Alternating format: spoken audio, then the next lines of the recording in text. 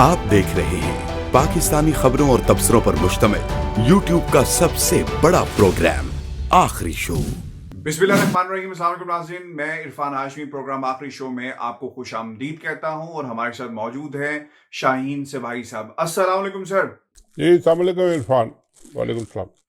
Sir, आज खबरें बहुत गरम गरम हैं और पाकिस्तान का सियासी मंजरनामा, सियासत में सर जान सी आ गई है। ऐसी जान जो इनके लिए जो है वबाले जान बन गई है। जी, बहुत से लोगों की जान निकल रही है और बहुत से लोगों में जान आ गई है। सही कह रहे हैं आप। आज की सबसे बड़ी हेडलाइन शाहीन साहब, एक ही हेडलाइन है और इससे बड़ी आज हेडलाइन कोई नहीं है। बाज लोगों ने तो ट्वीट भी ऐसे किया, वो मैं आगे चल के जिक्र इसका करूंगा। पाकिस्तान डेमोक्रेटिक मूवमेंट का अंजाम जो पूरी कौम ने देखा, आज की सर यही हेडलाइन है। जी जी, मुझे भी बहुत से मैसेज आए, उसमें लिखा था कि पीडीएम आईसीयू में चली गई है। मैं कहा यार, हर एक अपनी अपनी उस पे इंटरप्रिटेशन दे रहा है कि वेंटिलेटर पे चली गई है। बेचारे पता नहीं कोरोना हो गया है या कुछ कोरोना उन्होंने कहा, कुछ किसी ने नहीं किया, क्या हुआ। 12 चले आगे हेडलाइन देखते हैं कि क्या क्या है। सर, आज की जो अंदर की कहानी थी वो तो वहां पर तो लड़ाई हुई है और जबरदस्त किस्म की लड़ाई हुई है। दिल का गुबार निकाला गया है। जरदारी साहब ने कहा कि अगर आपने तहरीक चलानी है तो मुल्क में वापस आए। जेलें हमने भी काटी हैं भाई। पहाड़ों पर रहकर जमहूरियत की बात नहीं हो सकती।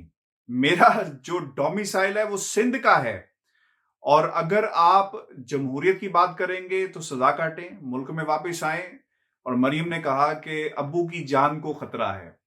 मुझे आज मरियम नवाज एक सियासतदान कम और ज्यादा अपने अब्बू की बेटी ज्यादा लगी और जिस तरह का असर उन्होंने डिस्प्ले किया वो पूरी कौम ने देखा है। सवाल सर ये है कि पाकिस्तान पीपल्स पार्टी सर सियासत कर रही है और बड़ी जबरदस्त किस्म की सियासत कर रही है और उनकी कोशिश थी कि पंजाब में पाकिस्तान पीपल्स पार्टी का कोई रास्ता मिल सके और वो नून लीग को दीवार के साथ लगा सके। देखिए, बिल्कुल आप ठीक कह रहे हैं कि आज की जो अंदर की खबरें जो आई हैं वो तो खैर अंदर की खबरें सोर्सेज के हवाले से आई हैं और कुछ लोगों ने कंफर्म भी किया है बाद में आके कि हाँ ये सब बातें हुई हैं। मगर जो बाहर हमने आके देखा है और उससे बिल्कुल क्लियरली ये लगा कि जी अंदर टूट फूट का अमल जो है ना इतना तेज है कि अब वो मौलाना साहब जो है वो 1 मिनट के लिए इन लोगों के साथ खड़े होने को तैयार नहीं है, अपना ऐलान करके और वो भागे। और वो उस वीडियो में अगर आप देखें तो उनके लोग जो है ना उनके सामने आके कह रहे हैं चले चले चले मौलाना साहब, आपने ऐलान कर दिया कि जी लॉन्ग मार्च नहीं होगा, अब चले निकले यहाँ से, इन लोगों के साथ नहीं खड़े होते। तो एक तो ये हमने देखा। फिर उसके बाद मरियम का जैसा आप कह रहे हैं कि वो एक बेटी ज़्यादा लग रही थी और लीडर कम लग रही थी, मगर आज उन्होंने बड़ी क्लियर बातें की। उन्होंने कहा जी अब मैं हूँ, मुझसे बात करो, नवाज शरीफ से आप कोई बात ना करें। मतलब ये कि जरदारी साहब नवाज शरीफ को फ़ोन वोन ना करें, मुझसे बात करें। और बाकी शहबाज साहब और वो है, वो तो पता नहीं कहाँ अंडरग्राउंड है या कहाँ है, उनको तो नजर ही नहीं आ रहे। लापता सर, लापता अफराद में उनका मिसिंग पर्सन में हो गए। लेकिन ये कि आज गवर्नमेंट वाले तो बहुत खुश हैं। अभी प्राइम मिनिस्टर का भी एक मैसेज आया कि जी हमें तो ये पता था और ये होना ही था सेनेट के इलेक्शन के बाद, तो वो भी खुश हैं, उनके वजीर भी बहुत खुश हैं कि और नतीजा यही निकलना था। हम तो बहुत पहले से ये कह रहे थे कि ये पीडीएम चलने वाली नहीं है, क्योंकि इनके पास खड़े होने के लिए कोई उसूल नहीं, कोई एथिकल ग्राउंड नहीं है जिसके ऊपर ये खड़े हो। खाली एक इस नज़रिए पे या इस ख्वाहिश पे कि बस गवर्नमेंट को हमने पकड़ के धक्का देना है, उसके बाद फिर क्या होगा, उसके बाद सब धड़ाम धड़ूम हम खुद भी गिर जाएं तो खैर है। मतलब ये कोई पॉलिटिक्स का उसूल नहीं था और इसलिए आज वो क्लियर हो गया। पीपल्स पार्टी इसमें से विनर निकली है, उन्होंने सारे फायदे भी उठा लिए और इनको धक्का भी दे दिया कि जाए जी अपने अब्बा जी को बुलाएं, फिर उसके बाद बात करें हमसे आके। वैसे ना करें। आज बहुत सारी से चीजें क्लियर भी हुई है। जरदारी साहब की जो गेम थी वो बड़ी क्लियर हुई है और वो गेम ये थी सर कि कौम के सामने एक बयानिया रखा जाए कि मुस्लिम लीग नून के लीडर मुल्क से भागे हुए हैं और ये वो जमात है जो पंजाब में आपको लीड कर रही है। आज उन्होंने सर ये लकीर खींच दी है, लोगों के सामने इस बयानिए पे मोहर लगा दी है कि ये लोगों को लीड करने वाली जमात नहीं है। और मरियम का जिस तरह तकरार करना कि मैं बेटी की हैसियत से आपसे बात कर रही हूँ, मैं आपकी बेटियों जैसी ही हूँ। और आप एक लफ्ज कहते हैं, मुझे आज वो शिद्दत से याद आ रहा है कि मरियम नवाज ने अपनी पार्टी के अंदर कू वाला जो है ना, माशाल्लाह कह लें, कू कह लें, वो हमें नजर आ रही है कि आज से तुम मुझसे बात करोगे। खबरें सर ये हैं लंदन की, नवाज शरीफ देखिए साहब ने अपने खानदान के लोगों से मशवरा किया कि मैं पाकिस्तान जाना चाहिए या नहीं जाना चाहिए, तो सर उन्हें फिलफौर कहा गया है कि आप पाकिस्तान नहीं जाएंगे। तो ये तो खैर उन्होंने बिल्कुल आज मरियम ने कह दिया ना कि वो पाकिस्तान नहीं आएंगे, कोई नहीं ला सकता उनको। भाई कोई नहीं ला सकता क्या होता, अदालतों ने उनके वारंट इशू किए हुए हैं, उनको भगोड़ा डिक्लेयर किया हुआ है, गवर्नमेंट कोशिश कर रही है कि जी वो वापस आए।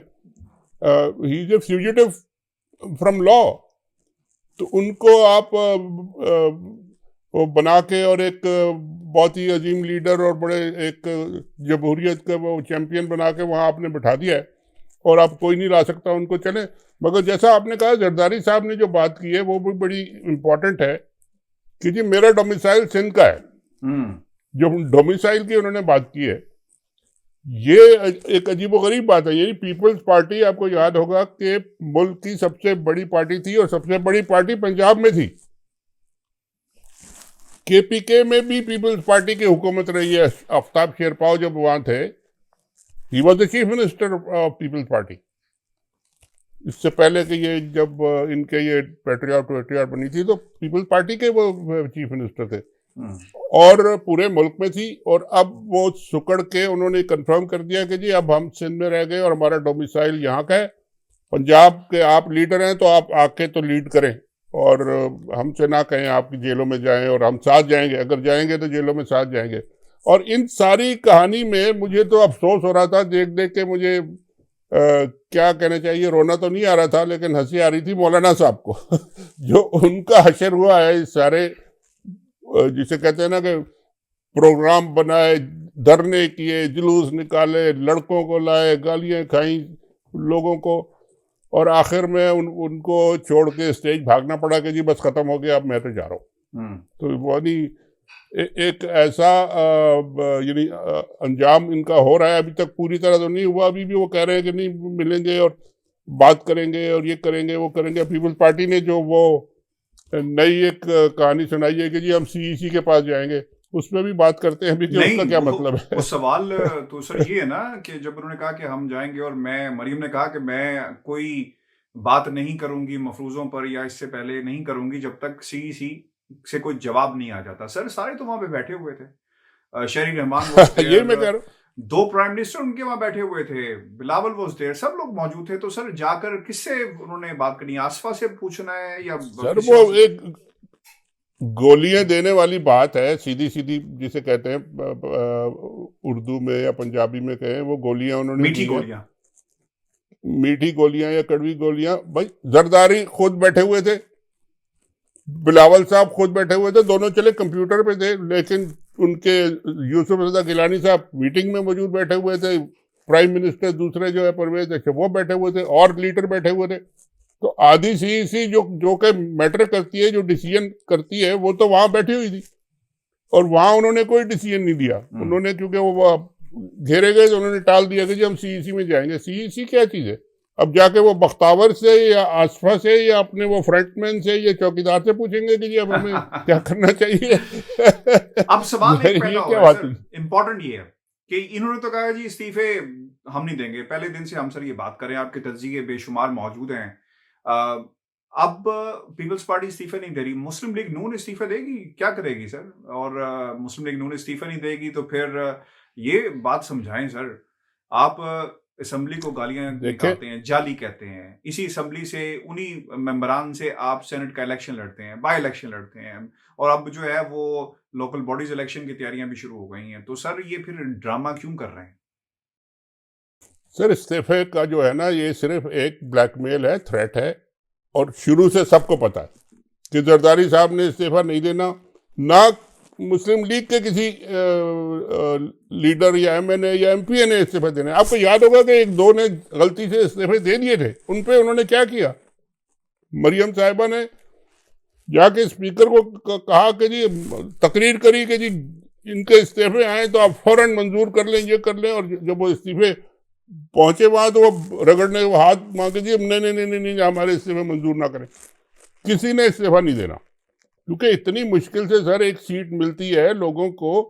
और वो इनकी ये कहानियां, इधर से सीईसी में जा रहे हैं, उधर धरना कर रहे हैं, उधर लॉन्ग मार्च कर रहे हैं, और ये करेंगे वो करेंगे, और आनियां जानियां करके तो वो अपनी सीट कोई नहीं छोड़ना चाहता। ये सब कहानियां, ये प्रेशर था, प्रेशर बिल्डअप कर रहे थे इमरान खान। तो इस एक बात तो साबित हुई ना इसमें कि जितना इन्होंने प्रेशर डाल लिया, जितनी सब कुछ कर दिया, पैसे चला लिए, सारा यानी अपने आजमा लिए अपने ट्रिक्स। इमरान खान ने कहा मैं ब्लैकमेल में और प्रेशर में नहीं आऊंगा और नहीं आऊंगा, और नहीं आए वो। तो ये बात तो उनकी जाहिर है कि सामने आई कि जी वो प्रेशर में नहीं आएंगे। अब इन्होंने ये किया है कि जी अब दूसरों पे प्रेशर डालो।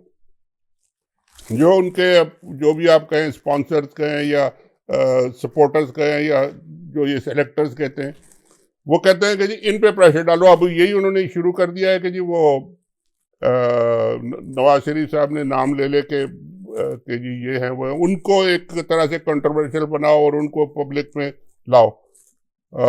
मगर वो भी अब मेरा ख्याल है गवर्नमेंट उस पर भी बड़ा सीरियसली नोटिस लेगी कि ये अब ऐसा नहीं होगा। सर नून लीग इस्तीफा देगी? वन लाइनर से बताइएगा, देगी कि नहीं देगी? नो वे सर, सवाल ही नो नहीं। वे। सर पैसे वापस होंगे कि नहीं होंगे? जो धरने के पैसे पकड़े हैं, लॉन्ग मार्च के पैसे पकड़े हैं, जिसने पकड़े हैं सर, भाई कहा होगा ना कि सर खर्चा होगा, फ्रंट मैन ने कहा होगा अपने पिछले वाले को कि जनाब बताएं क्या करना है, पैसे वापस होंगे सर? नहीं। मुझे तो लगा फजल रहमान ने कहा कि यार यहीं पे कहीं पैसे ना मांग ले, लिहाजा वापस चलते हैं। नहीं देखिए, पुराने वाले धरने का तो खर्चा वर्चा हो गया ना सारा, वो तो अब उसको तो भूल जाए। नया धरना जो था, अभी फैसला ही नहीं हुआ था कि धरना होगा, और अभी ये फैसला ही नहीं हुआ कि लॉन्ग मार्च होगा, और अभी ये फैसला ही नहीं हुआ कि कब होगा। तो अभी इतनी जल्दी कोई पैसे, वो तो कैंसिल हो गया, वो पैसे वैसे किसी को अभी वो डिस्ट्रीब्यूशन पैसों की अभी मेरा ख्याल है नहीं हुई थी, इसलिए मौलाना साहब जो है ना फौरन निकल गए। उन्होंने कहा जी बस अब हम ये खेल नहीं खेलते अब आपके साथ। तो ये पैसे वैसे लगेंगे, अगर होगा तो फिर जाहिर है पैसे खर्च होंगे और कोई ना कोई करेगा। लेकिन पीपल्स पार्टी और जरदारी साहब तो खर्च करने को तैयार नहीं है जी। और नून लीग वाले कर लें अगर करते हैं, लेकिन पीपल्स पार्टी अगर नहीं होगी तो उसका फिर कोई फायदा नहीं है। तो ये लोग बड़े बुरी तरह एक बंद गली में कह लें, आप जो भी कह लें, आईसीयू में कह लें, फंस गए। शाहिद साहब, ये एस्टेब्लिशमेंट को तनकीद का निशाना बनाया जा रहा है इस पूरे एपिसोड के अंदर। आपने बयानात सुने होंगे मरियम के, फिर जरदारी साहब का कल एक जो स्टेटमेंट था, हामिद मीर ने जिसे कोट भी किया, कुछ लोगों को कहा कि जनाब मेरे बंदों को तोड़ना जो है वो बंद किया जाए। और फिर मरियम ने तो अपनी तकरीर में भी जिक्र किया कि एक तस्वीर उतरवाई जाती है आर्मी चीफ के साथ, और एस्टेब्लिशमेंट को काफ़ी ज़्यादा क्रिटिसाइज किया जा रहा है, ये अपोजिशन पाकिस्तान डेमोक्रेटिक मूवमेंट के प्लेटफॉर्म से। और अब जो सिचुएशन बनी है, सेठी साहब का ने तो सर आकर साफ कह दिया है कि फजल रहमान साहब और नवाज शरीफ हावी हो गए हैं और जरदारी साहब को एस्टेब्लिशमेंट के साए में से बाहर आना होगा। उन्होंने क्या कहा है वो हम सुन लेते हैं। और दूसरी तरफ शाहीन साहब, उन्होंने सेनेट इंतखाबात के हवाले से फैसला भी दे दिया है कि वहां पर क्या हुआ है और अदालत क्या फैसला करेगी। क्या कह रहे हैं हम सुन लेते हैं। अब यहाँ तो बड़ी सिंपल सी बात है कि 2 डब्बे बने हुए थे। एक डब्बे में गिलानी साहब का नाम था और आगे खाली जगह थी, दूसरे डब्बे में संजानी साहब का नाम था और आगे खाली जगह थी। ये 7 वोट जो है उन्होंने गिलानी साहब के नाम के ऊपर मोहर लगा दी, और एक ही को बैलेट, एक ही डब्बा था। और जो रूल है उसके अंदर लिखा हुआ है कि जिस डब्बे में नाम है उस डब्बे में लिखना है। खत्म होगी बात। ये तो बड़ा क्लियर कट केस है। ये तो फैसला जो है अगर आया तो ये आएगा पीडीएम के हक में। अब जाके आपने देखा क्या हुआ। अब लगता है ऐसे है कि जरदारी साहब का बयानिया पिट गया, फिर बिट्रेयल हो गई है। और अब जब बिट्रेयल हुई है तो अब सबको सोचना पड़ेगा कि इसका ये मतलब है कि नवाज शरीफ साहब का बयानिया सही है, एस्टैब्लिशमेंट को ही अटैक करनी पड़ेगी। और मेरा ख्याल है आपने देखा नवाज शरीफ साहब ने तो बड़े खुल के फिर फौरी एक बात तो कर ही दी है। उन्होंने अब ये क्या है कि मरियम को धमकियां आ रही है और एस्टैब्लिशमेंट इंटरफेयर कर रही है। और उन्होंने अब पहले 2 जर्नैलों के नाम लेते थे, अब तीसरे जर्नैल के भी नाम ले दिए जो कि ISI में। तो ये तो बात बढ़ती जा रही है। और अब लगता है ऐसे है कि आगे ये अदालतों में तो जरदारी साहब और बाकी लोग कर ले जंगें जो करनी है, मगर लगता है ऐसे है कि अब मौलाना फजल और नवाज शरीफ साहब का बयानिया हावी है।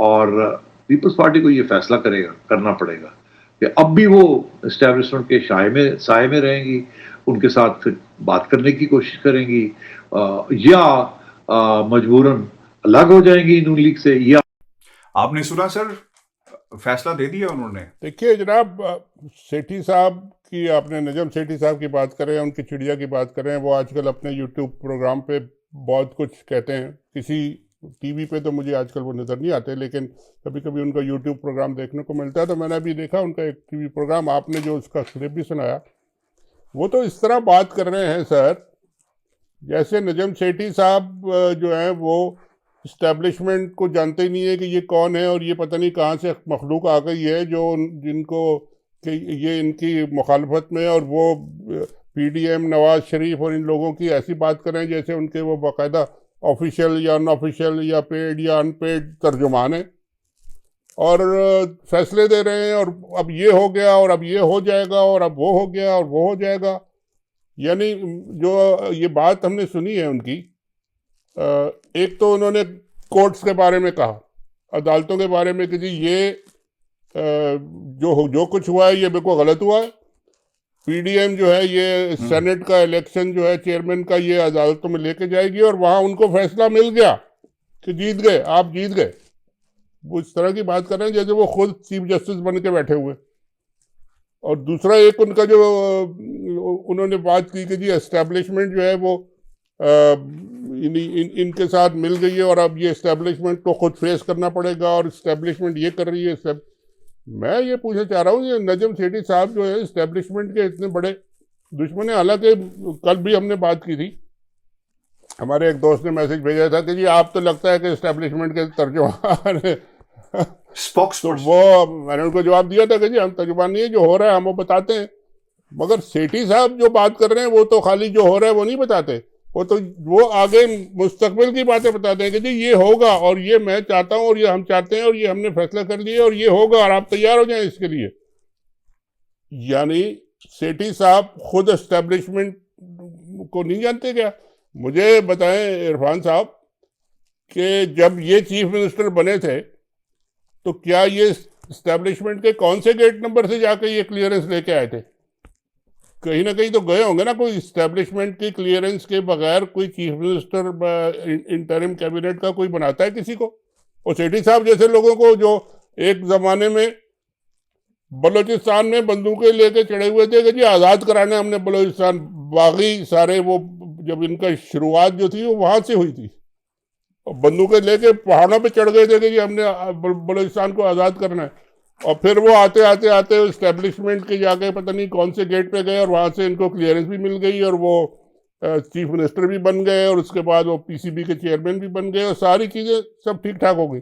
और अब फिर वो आके जनाब इस्टेब्लिशमेंट के पीछे लग गए। ये जो जर्नलिस्ट के जो रूप में जैसे कवर जर्नलिस्ट का लेके लोग अपनी एम्बिशंस और अपनी ख्वाहिशात को पूरा करते हैं, इनके खिलाफ मैं हमेशा लिखता रहा हूँ और हमेशा लिखता रहूँगा और बोलता रहूँगा। ये जर्नलिज्म को यूज करते हैं एज ए स्टेपिंग स्टोन, आते हैं क्रिटिसाइज करते हैं, लोगों को ब्लैकमेल करते हैं और उसके बाद जब दूसरी तरफ देखते हैं तो फिर फौरन लेके कुछ ना कुछ बन के बैठ जाते हैं और एंजॉय करते हैं।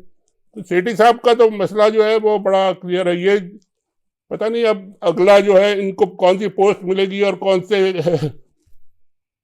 क्या कहते हैं वो जो शेख रशीद साहब कहते हैं ना गेट नंबर 4, तो लाहौर में कौन सा गेट नंबर है ये मुझे नहीं पता है, लेकिन बहरहाल इस्लामाबाद में तो गेट नंबर 4 है जहाँ से इनको क्लियरेंस मिलती होगी। अब वो अगर मिल गई तो फिर कुछ ना कुछ बन जाएंगे। अगले आखिरकार दोबारा भी तो इंटरिम गवर्नमेंट्स बननी है पाकिस्तान में, तो सेठी साहब तो एक बड़े ज़बरदस्त कैंडिडेट होंगे उसके लिए, क्योंकि पहले भी रह चुके हैं वो। तो बहरहाल ये कि अफसोस भी मुझे हुआ, और इनको चाहिए कि जी आप जर्नलिस्ट हैं तो जर्नलिस्ट रहें, इंडिपेंडेंस रहें, ऑब्जेक्टिव रहें, आप उनके स्पोक्समैन ना बने और आप एक जज भी ना बने, जैसा कि वो बता रहे थे अभी। किस्सा निस सदी का सर बहुत इंपॉर्टेंट है आज। किस्सा पुराना किस्सा तो सुनाना चाहिए।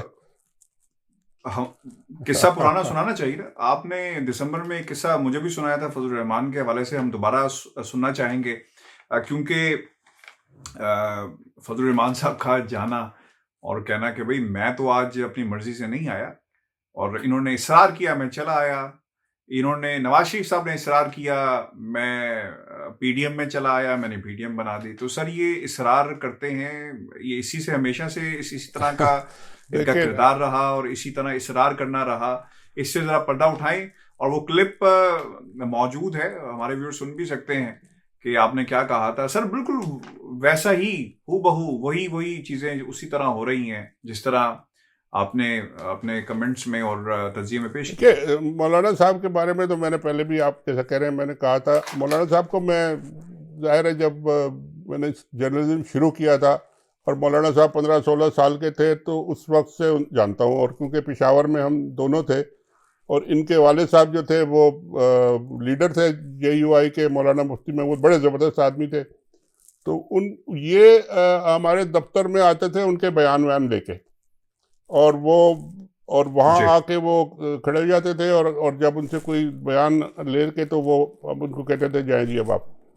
तो एक दिन मौलाना साहब, मुफ्ती साहब के पास हम बैठे हुए थे, तो वहाँ पे ये बार बार अंदर आ रहे थे, तो वो और मौलाना साहब उनको बार बार बाहर निकाल रहे थे। ये किस्सा शायद पहले भी मैंने सुनाया, लेकिन आज मुझे याद आया क्योंकि जिस तरह वो छोड़ के अचानक चले गए, उसी तरह का किस्सा मौलाना मुफ्ती महमूद साहब के साथ होता था कि ये आते थे अंदर तो उनको फौरन बाहर निकाल दिया जाता था। तो पूछा हमने भी पूछा कि ये मौलाना साहब क्या हुआ, ये कौन है और क्यों आप ये इनको बार बार बाहर निकालते हैं? तो कहने लगा ये मेरा बेटा है और ये बाहर जाके पैसे लेके और मुखबरी करता है कि अंदर क्या बातें हो रही हैं, इसलिए मैं इसको कहता हूँ बाहर जाओ। और ये मैं अब खुद सुना रहा हूँ, और एक हमारे बहुत बड़े राइटर थे, उन्होंने कॉलम भी लिखा था, उसमें उन्होंने भी ये पूरा किस्सा लिखा था। तो मौलाना साहब तो शुरू से उस माहौल में रहे और वो उनको लोग बाहर ही निकाल देते हैं। अब आज पीडीएम में वो खुद चले गए, अब पता नहीं अगला पीडीएम का उनका स्टॉप जिसे कहते हैं वो क्या होगा, धरना होगा या लॉन्ग मार्च होगा, तो वो फिर अपना सीबत लगाएंगे, उसके बाद होगा तो होगा, नहीं होगा तो नहीं होगा। लेकिन मुझे बड़ा अफसोस हुआ आज मौलाना साहब की हालत देख के और उनकी कंडीशन पे। इन लोगों ने खूब मौलाना साहब को इस्तेमाल किया और जिसे कहते हैं ना अंग्रेजी में मिल्क किया और फिर अबंडन कर दिया। तो अल्लाह उनकी हालत पर रहम करे।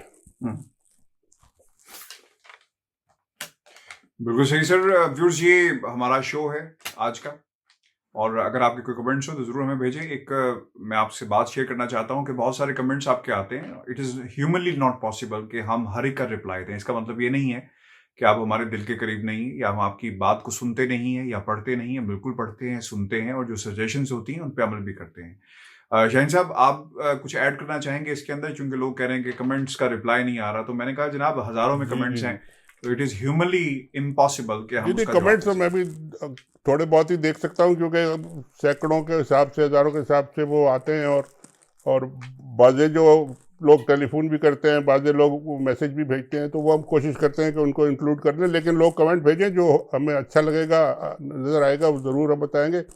आज क्योंकि हमारा इस हफ्ते का आखिरी प्रोग्राम है, तो हम कोशिश करेंगे कि अगर अगले 2-3 दिन में कोई मेजर ब्रेक होती है या स्टोरी होती है तो हम कोई स्पेशल एडिशन लेके आएँ, और वरना फिर हम मंडे को आपसे दोबारा मिलेंगे।